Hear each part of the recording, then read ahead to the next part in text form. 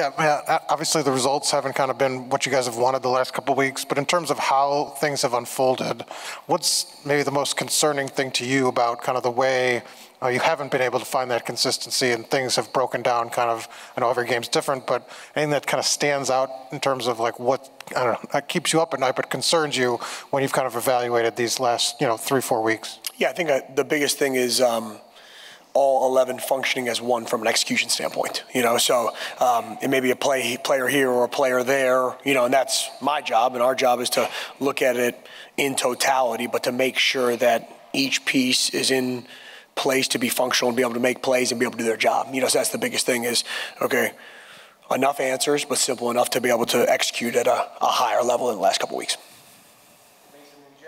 Coach, you've said in the past that the mentality is where your defense is rooted in. Obviously, the results haven't been what you've wanted to be, but how would you kind of assess where your defense's mentality and kind of psyche is overall at this point? Yeah, for sure. I think, the preparation leading into the game was in a good place. I think the psyche going into the game was in a good place. We started fast, in my opinion, because of that, but it's got to sustain, right? And that's, obviously the results aren't close to what we wanted. And the challenge is to, again, take the emotion out of it, be objective. Here's the coaching points. Let's get better. We own it as coaches, you own it as players, and we work together to do that. But I don't think there's anybody that's backing down from the challenge.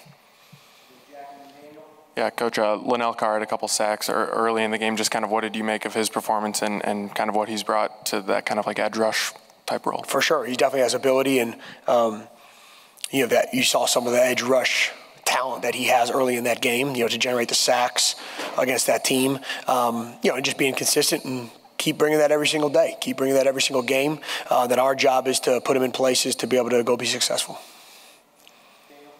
UM's rushing offense ended averaging, I think, 180 yards a game. I think first half they had about 32, 34, somewhere in that range. I think it ballooned about 160. What do you feel like changed? Yeah, it's a great question. I think a little bit is, style of play at times based on the game. Obviously, that team has been explosive running the ball and throwing the ball, right? And they're a talented team. I thought our guys, did handle, run scheme early on well. But it goes back to, again, making plays in critical moments, getting stops, so you evaluate in totality as a whole compared to just one component of the game. Hey, Coach. Coach Allen was asked about some of the breakdowns and if guys aren't trusting the guy next to him. He said it's not so much about trust, but maybe a guy trying to do too much, doing somebody else's job and not just his own. How do you coach that where you want him to be aggressive, play that way, but also realize they got to play disciplined and they got to do their job and not try to be a hero, so to speak? For sure. No, it's a great point, especially in a big game and big moments.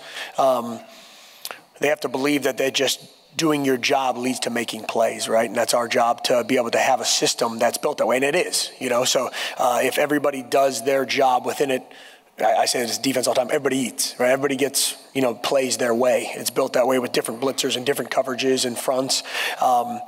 And guys have to believe that each piece is going to do that, not press to try to make every play on the field, right? Sometimes a play goes against you and guys start to press to be able to make a play. You saw in a big scramble drill that led into a touchdown, right? So you go from a potential sack and a critical 3rd and 10 to a big explosive touchdown throw. Everybody just doing their job and at max capacity. And that's got to, we hold you accountable to that and then believing that that's, going to lead to success. Give up 96, I think it's 96 points in the last two games. How do you get the mentality just to get rid of those a couple of games, move forward, take any positives that they can, like you said, the start of the game, and focus on that? I know you're dealing with young guys.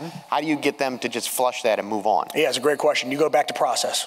It's all about process, right? What is the process that you have leading into the game? What's your process of every single snap that you play? The results are going to be what you want when your process is what it needs to be. If you just say, you look at a number at the end of a game, right? Okay, let's boil it down to every single play. What's our process? How do we prepare leading into the game, right? As coaches, how do we prepare as players, right? All of us working together to be able to do that. So I think you just take it back to every single rep on that practice field, every single minute in those meetings of how we prepare. What we're doing right now as a staff preparing. That to me is how you fix an issue, right? You just take it back to controllables and let's make sure our process is on point. Hey, Matt, a lot was expected of Aaron Casey at the start of the season. It seems like he's really performed to that level. Can you talk about that? Yeah, he's done a tremendous job. He's playing really fast. You see his physicality. He's beating blocks. He's making tackles. He's making plays in the run and throw game. I've been, really pleased with him. And to me, his leadership presence is felt, and he's doing what I expect him to do, and needs to continue that every single week, and continue to be a great leader for us, and the heartbeat of our defense. Anything else for Matt? If not, thanks, Coach. Thanks, guys.